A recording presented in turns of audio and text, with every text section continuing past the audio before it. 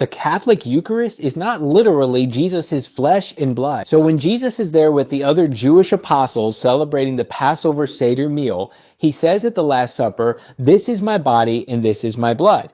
And of course, Paul tells us in 1 Corinthians 11 that we are to do that in remembrance of him. But Catholic apologists want you to think that when he says this is, he's speaking literally. And they like the word is there because when we show them that he says, "I am the door and I am the true vine," and all the other I am statements, they say, well, that's not literally, that's symbolic. But here, it's of course literal to the Catholics. But if we're going to take the is literally, then we also have to take the this literally. And the this that was literally the is of which was his body and his blood was the that of which he was holding. Let's break this down. When Jesus says, "This is my body," he's holding up the bread. So it would have been that bread that's his body. Nowhere does he imply or teach, nor do the apostles teach, that there would be bread for all eternity or future of the church that would be literally his body. And the same thing with the wine. When he holds up the cup and says, "This is the blood of the covenant, and this is my blood," it doesn't imply that it's going to be all future wine transformed in transubstantiation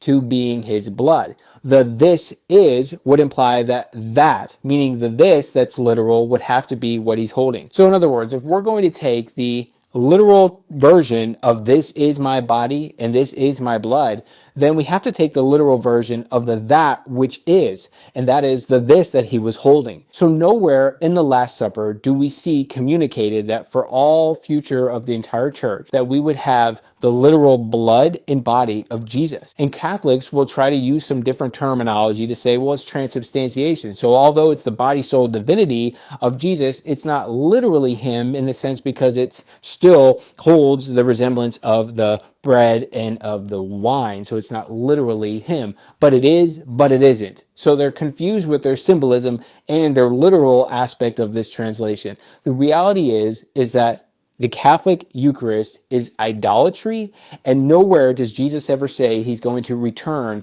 in the wafer and the wine every single day at the calling down of the priest. Jesus is at the right hand of the Father, and that's where he will remain bodily until he returns at the second coming. As Christians, we need to be in the Word. We need to be studying it in context so we are not deceived. And the best way to do that is to know the Bible in chronological order. And that's why I created a book-by-book, high-level overview summary through the entire Bible in the historical order the biblical events actually took place, with extra historical backgrounds, insights from a Jewish perspective like typology and prophecy, and so much more. It's not a course and it's not something you pay for. It's just a 1-hour summary where you and me go through the entire Bible. So if you want that, comment summary below and I'll send you the details.